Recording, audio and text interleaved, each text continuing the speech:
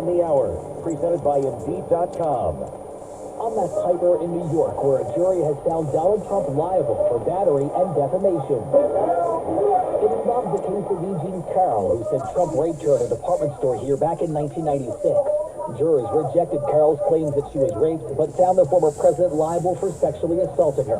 My colleague Elaine Quijano is outside the courthouse. It took this jury of 6 men and 3 women less than 3 hours to reach its decision against the former president of the United States, finding him liable for sexual abuse and defamation. The jury awarded Carroll, now 79 years old, $5 million. Moments after the verdict was read, Trump wrote on his social media platform, "The verdict is a disgrace."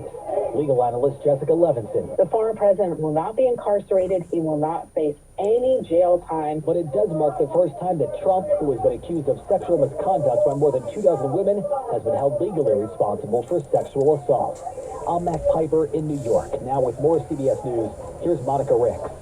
President Biden gets straight to business at the White House. We're not going to take any questions now. We're going to get started. We're going to solve all the world's problems. Mr. Biden's meeting with congressional leaders to discuss the debt limit with just weeks to go before a critical default deadline. Here's CBS's Ed O'Keefe. Most Democrats in the White House say you got to raise this limit as it's been raised dozens of times in the last 60 years or 70 years or so, and do so with no strings attached. That, of course, is a non-starter for Republicans who turn around and say, look, we're in an era of divided government. We've been elected to try to find ways to cut costs. Let's do that. Congress has till June 1st to avoid default. Meantime, the Biden administration is working on a new regulation to replace Title 42.